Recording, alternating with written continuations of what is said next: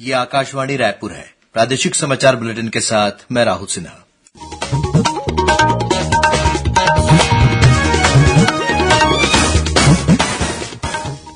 और अब पेश है आज के मुख्य समाचार।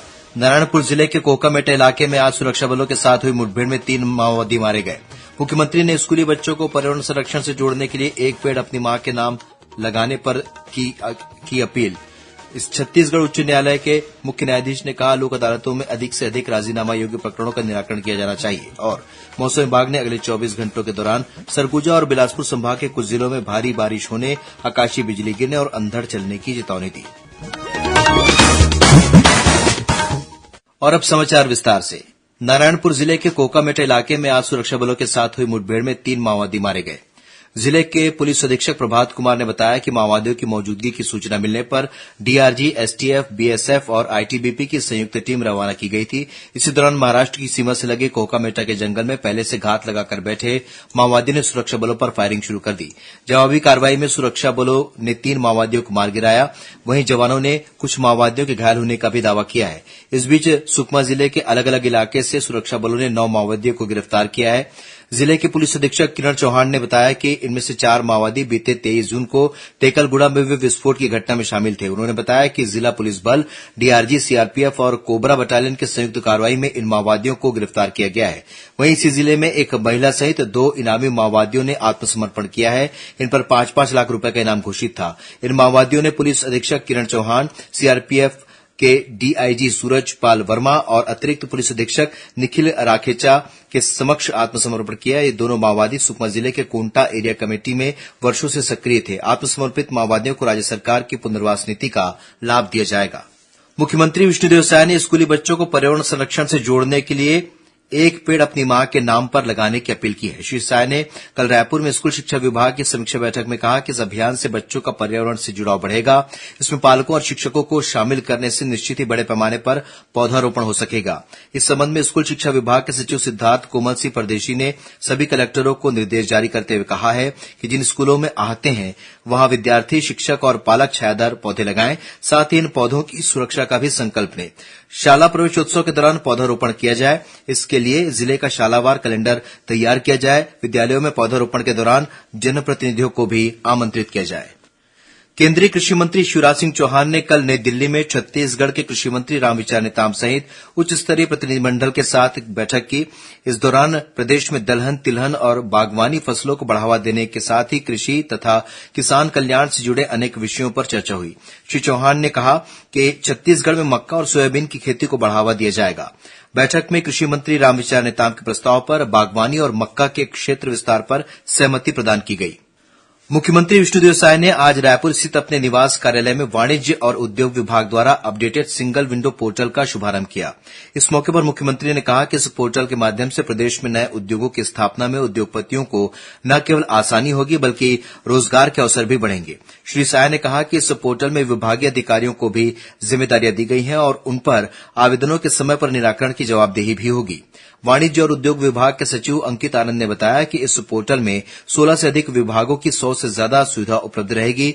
आवेदकों को एक बार ही लॉगिन करना होगा और दोबारा आवेदन करने की आवश्यकता नहीं पड़ेगी।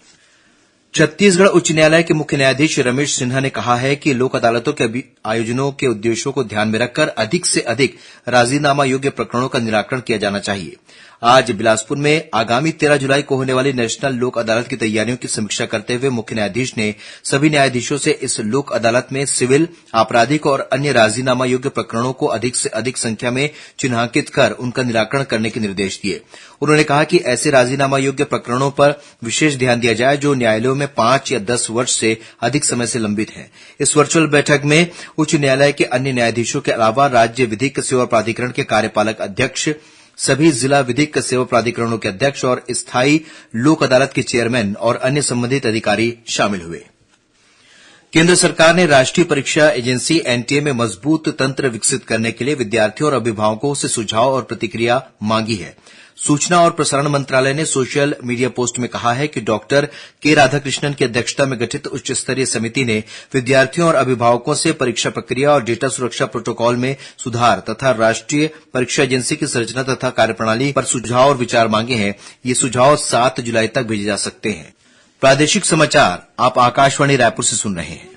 छत्तीसगढ़ की खबरों से है आपका वास्ता और खबरों की विश्वसनीयता से है हमारा वास्ता। आकाशवाणी समाचार रायपुर के प्रादेशिक समाचार बुलेटिन के साथ ही हमारे समसामयिक कार्यक्रम आप रेडियो के अलावा अपने मोबाइल पर भी सुन सकते हैं। आकाशवाणी समाचार फेसबुक, ट्विटर और यूट्यूब पर भी उपलब्ध है। हमारा Facebook page Chhattisgarh news on AIR, Twitter handle CGAIR news और हमारा यूट्यूब चैनल है छत्तीसगढ़ AIR न्यूज। तो अब रेडियो के साथ ही आपके मोबाइल के जरिए भी हम पहुंच रहे हैं आप तक। छत्तीसगढ़ की हर खबर के लिए सुनते रहिए आकाशवाणी समाचार।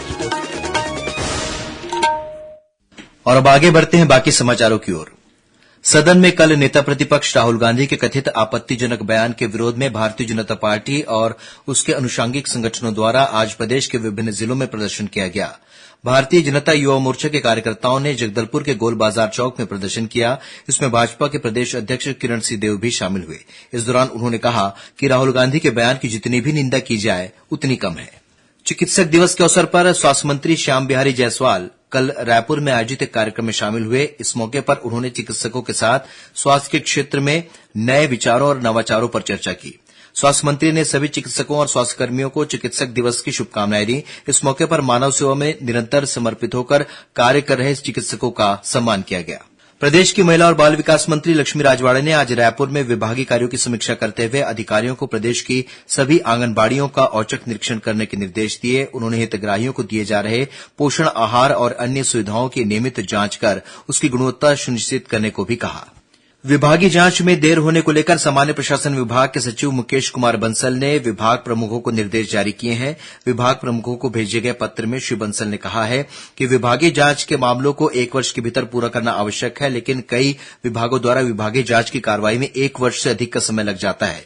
उन्होंने कहा कि इस दौरान आरोपी शासकीय सेवक कई वर्षों तक निलंबन अवधि में रहते हैं। विभागीय जांच की समाप्ति के बाद उन्हें निलंबन से बहाल किया जाता है। यदि आरोपी विभागीय जांच में निर्दोष घोषित होता है तो शासन को उसके निलंबन काल का पूरा वेतन और भत्ता भी देना पड़ता है। इसके कारण शासन को अनावश्यक रूप से भारी राशि का भुगतान करना पड़ता है, जबकि वास्तव में निलंबित होने से शासकीय सेवक का कोई कार्य संपादित नहीं करता है।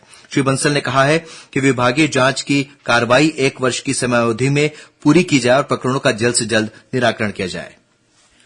रायपुर जिले के उरला स्थित प्राथमिक स्वास्थ्य केंद्र में आज 2 नवजात शिशुओं की मौत हो गई। जिले के मुख्य चिकित्सा और स्वास्थ्य अधिकारी डॉक्टर मिथिलेश चौधरी ने आकाशवाणी समाचार को बताया कि शिशुओं की मौत को संज्ञान में लेकर 3 सदस्यीय जांच दल गठित कर दिया गया है। जांच दल को मौके के लिए रवाना कर दिया गया है। रिपोर्ट आने के बाद ही शिशुओं की मृत्यु का असल कारण का पता चल पाएगा। और अब पेश है मौसम का हाल। मौसम विभाग ने अगले 24 घंटों के दौरान सरगुजा और बिलासपुर संभाग के कुछ जिलों में भारी बारिश होने, आकाशीय बिजली गिरने और अंधड़ चलने की चेतावनी दी है। मौसम विभाग के अनुसार एक द्रोणिका उत्तर पूर्व मध्य प्रदेश से असम तक विस्तारित है। वहीं ऊपरी हवा का एक चक्रीय चक्रवाती घेरा बिहार के ऊपर बना हुआ है। इसके असर से प्रदेश में कल अनेक स्थानों पर हल्की से मध्यम वर्षा होने तथा गरज चमक के साथ छींटे पड़ने की संभावना है। और अब कुछ खबरें संक्षेप में। केंद्रीय शिक्षा मंत्रालय द्वारा राष्ट्रीय शिक्षक पुरस्कार के लिए शिक्षकों से 15 जुलाई तक ऑनलाइन आवेदन आमंत्रित किए गए हैं। राज्य शासन ने अधिकारियों, कर्मचारियों और अखिल भारतीय सेवाओं के अधिकारियों के पिछले वित्तीय वर्ष के सामान्य भविष्य निधि का वार्षिक लेखा विवरण प्रधान महालेखाकार की वेबसाइट पर अपलोड कर दिया है। उप मुख्यमंत्री अरुण साव कल मुंगेली जिले के ग्राम गोड़खामी में विकासखंड स्तरीय शाला प्रवेशोत्सव में शामिल हुए। इस दौरान उन्होंने नवप्रवेशित बच्चों को गणवेश और पाठ्य पुस्तक का वितरण किया। जांजगीर चांपा जिले में शिवरीनारायण के धरदेई गांव में एक तेज रफ्तार मोटरसाइकिल दीवार से जा टकराई। इस हादसे में एक व्यक्ति की मौत हो गई, वहीं एक अन्य व्यक्ति की हालत गंभीर है, जबकि 2 लोगों को मामूली चोटें आई हैं। और जांजगीर चांपा जिले के कल्याणपुर गांव में ट्रेन की चपेट में आने से एक व्यक्ति की मौत हो गई। पुलिस मामले की जांच कर रही है। अंत में मुख्य समाचार एक बार फिर। नारायणपुर जिले के कोकामेटा इलाके में आज सुरक्षा बलों के साथ हुई मुठभेड़ में 3 माओवादी मारे गए। मुख्यमंत्री ने स्कूली बच्चों को पर्यावरण संरक्षण से जोड़ने के लिए एक पेड़ अपनी मां के नाम लगाने पर की अपील। इस छत्तीसगढ़ उच्च न्यायालय के मुख्य न्यायाधीश ने कहा, लोक अदालतों में अधिक से अधिक राजीनामा योग्य प्रकरणों का निराकरण किया जाना चाहिए। और मौसम विभाग ने अगले 24 घंटों के दौरान सरगुजा और बिलासपुर संभाग के कुछ जिलों में भारी बारिश होने, आकाशीय बिजली गिरने और अंधड़ चलने की चेतावनी दी। इसी के साथ प्रादेशिक समाचार बुलेटिन समाप्त हुआ। नमस्कार।